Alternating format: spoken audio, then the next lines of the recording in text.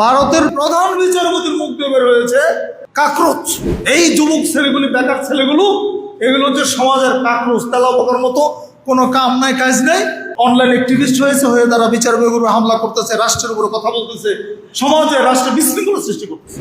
বাংলাদেশে বিগত সরকারের পতনে মুখের কারণই হয়েছে। এই কাকরোচ ভারতের বর্তমান সরকারের পতন ঘটিয়ে ছাড়বে। দেখবেন আমাদের হাত এবং আমাদের জবানকে নিয়ন্ত্রণ করতে হবে।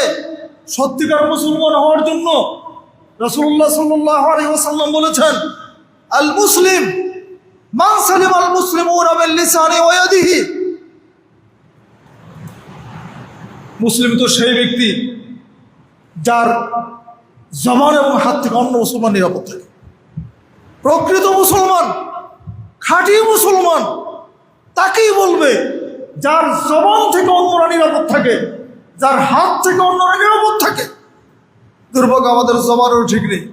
আমরা যারা বয়োজ্যেষ্ঠ আমাদেরও মুখ ঠিক নেই। আমাদের রাজনীতিবিদদের মুখের জবানের কোনো ঠিক নাই। সারা পৃথিবীতে আপনি দেখেন এখন ভারতে কি চলছে, শুধু মুখের জন্য কিন্তু চলছে। বাংলাদেশে বিগত সরকারের পতনে মুখের কারণই হয়েছে, মুখ দিয়ে শুরু হয়েছে। আবার ভারতে কিন্তু মুখের কারণে ভারতের বিচারপতি, প্রধান বিচারপতির মুখ দিয়ে বের হয়েছে কি বের হয়েছে? তেলা পোকা, কাকরোচ। এই যুবক ছেলেগুলি, বেকার ছেলেগুলো, এগুলো হচ্ছে সমাজের কাকরোচ, তেলা পোকার মতো, কোনো কাম নাই কাজ নেই। তারা শুধু অনলাইন অ্যাক্টিভিস্ট হয়ে তারা বিচার বিভাগের উপর হামলা করতেছে, রাষ্ট্রের উপরে কথা বলতেছে, সমাজে রাষ্ট্রে বিশৃঙ্খলা সৃষ্টি করতেছে। যখন তেলা পোকা বলছে, কাকরোচ বলছে, যুবকদের গায়ে হিট আছে না? রক্ত গরম না? যুবকদের গায়ে লেগে গেছে। গত মে মাসের ঘটনা, আজকে কি অবস্থা ভারতের দেখেন।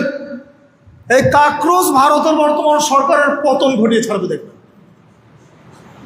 অপেক্ষা থাকেন।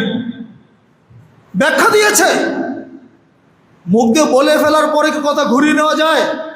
কথা এমন একটা তীর, মুখ থেকে যখন বের হয়ে যায় এই কথাটা আর ফেরত নেওয়া যায় না। প্রধান বিচারপতি পরবর্তী ব্যাখ্যা দিয়েছেন।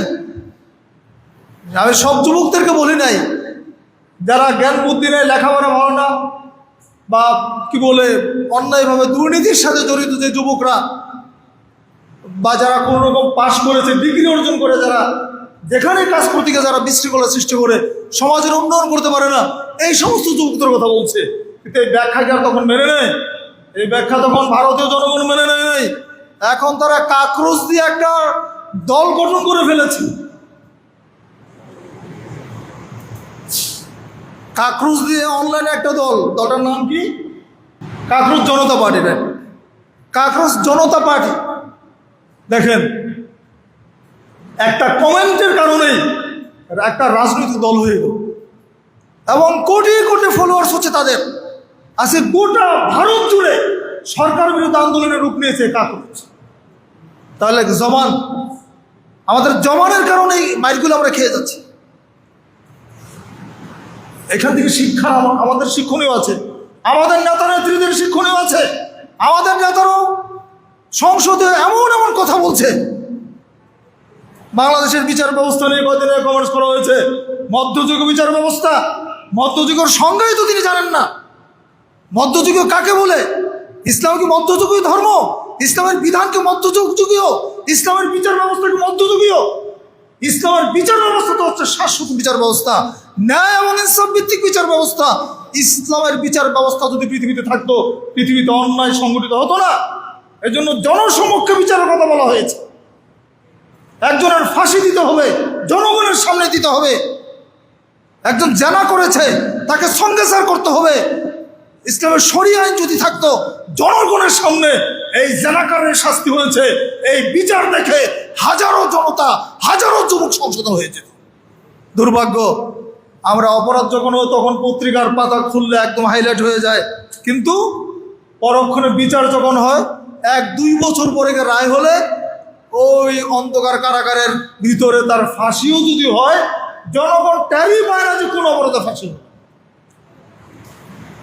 ফলে বিচারের যে একটা ইম্প্যাক্ট সমাজের মধ্যে পড়া দরকার ছিল, সেটা কিন্তু হয় না। বন্ধুরা আমার, সেটার জন্য বলছি, আমাদেরকে সত্যিকারের মুসলমান হতে হবে। আমাদেরকে বিশুদ্ধ আকীদা আকীদা ধারণ করতে হবে, সহিহ সুন্নাহর অনুসরণ করে চলতে হবে। আমরা মন মতো একটা ইসলাম বানিয়ে নিলাম, এটার নাম ইসলাম নয়। আহলে হাদিস আন্দোলন বাংলাদেশ